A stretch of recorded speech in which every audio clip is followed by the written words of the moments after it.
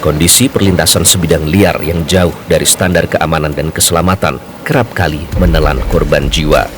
Dalam 3 tahun terakhir, KAI mengungkap terdapat 964 orang menjadi korban kecelakaan di perlintasan sebidang. Penyebabnya hampir sebagian besar dipicu oleh perilaku kurang disiplin para pengendara yang nekat menerobos saat palang pintu ditutup.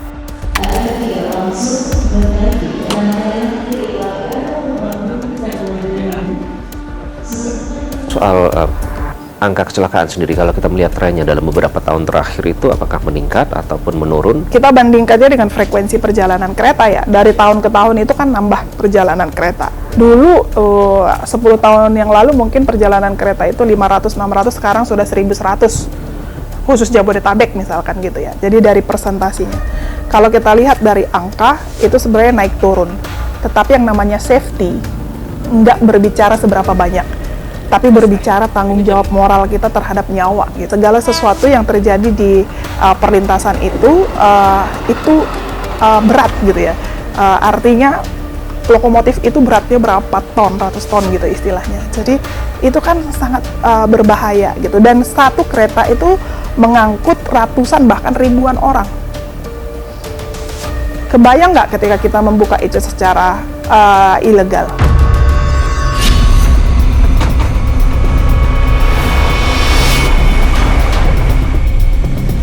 Di kota besar seperti Jakarta, perlintasan sebidang tanpa palang pintu juga menjadi masalah serius yang mesti segera diatasi. Apalagi di tengah tingginya mobilitas dan aktivitas masyarakat di kota ini berpotensi menjadi gangguan keselamatan berlalu lintas. Oke, nah Bapak ini berarti swadaya, relawan atau gimana Pak? Kita swadaya aja Pak. Iya Pak. Warga sini saya. Sudah berapa lama Pak berarti? Kita udah hampir 7 tahunan lah Pak ya. Iya Pak. Jauh dari kata layak, seperti inilah kondisi perlintasan liar di kawasan Asem Baris, Tebet, Jakarta Selatan. Lokasinya tepat menempel dengan akses permukiman padat penduduk. Para penjaga yang bertugas membuka tutup palang menggunakan kaca spion bekas mobil untuk melihat pergerakan kereta dari arah belakang. Sementara kereta dari arah sebaliknya lebih mudah terpantau karena berada di trek lurus. Jika saya menjadi penjaga, patokannya nih menggunakan spion. Jadi semua dilakukan dengan cara manual ya, dengan menggunakan spion seperti ini.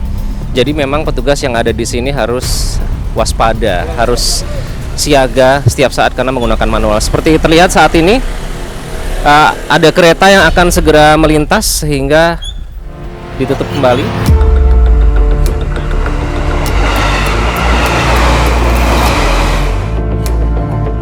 Saat ini terdapat puluhan perlintasan ilegal yang tersebar di wilayah Daop 1 Jakarta, meliputi sebagian wilayah di Jawa Barat dan Banten. Kondisinya belum semuanya ditertibkan. Yang tidak dipenuhi syarat-syaratnya dari perlintasan ini apa Pak? Seperti misalkan penjaganya ya, jadi penjaga itu harus juga ada kompetensinya, tersertifikasi, terus palang pintu perlintasan itu juga harus terkoneksi, terintegrasi dengan sistem peralatan persinyalan yang ada di KAI. Jadi ini untuk memudahkan mobilitas ini dibangun oleh warga sendiri ya Pak ya? Ya seperti itu. Pintu perlintasan liar itu tidak langsung jadi ya. Biasanya hanya untuk pejalan kaki misalkan. Terus dia lama-lama bikin untuk seperti bisa motor lewat seperti itu. Terus setelah motor lewat dibiarkan kendaraan roda 4 bisa lewat juga dan atau kendaraan roda 4 lebih lah. Dengan frekuensi perjalanan yang cukup padat mencapai 1065 perjalanan kereta api setiap harinya, keselamatan masyarakat di perlintasan tanpa palang pintu, baik resmi maupun liar, tentu wajib ditingkatkan.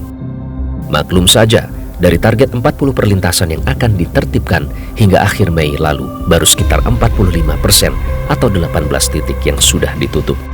Sementara 55% sisanya masih terus berproses.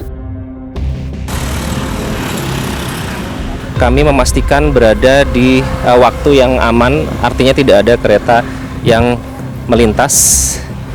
Nah, perlintasan yang ada di belakang saya ini ini statusnya adalah ilegal karena tidak memenuhi safety assessment. Dari banyak warga lokal yang berjaga di sini, mereka bahkan menjadikan ini sebagai mata pencaharian mereka. Ada yang mendapatkan Rp100.000 setiap hari, atau mungkin Rp80.000, atau mungkin kurang dari itu. Tapi yang jelas mereka menggantungkan hidup mereka dari sini. Nah, itulah salah satu tantangan atau kendala yang dihadapi dalam rencana penertiban palang sebidang seperti ini. Dilema itulah yang harus dicarikan solusi, karena biar bagaimanapun yang terpenting adalah menjamin keamanan dan keselamatan bagi warga, bukan hanya mereka yang berada atau naik penumpang kereta, tapi juga tentu saja warga yang melewati perlintasan yang ada di sini. Itulah yang harus dihadapi oleh stakeholder atau pihak berwenang yang akan menertibkan perlintasan sebidang seperti ini. Tahu-tahu melintas belum waktunya, misalkan kayak jam 1 lewat 04, ini ntar 01 atau 02 udah lewat.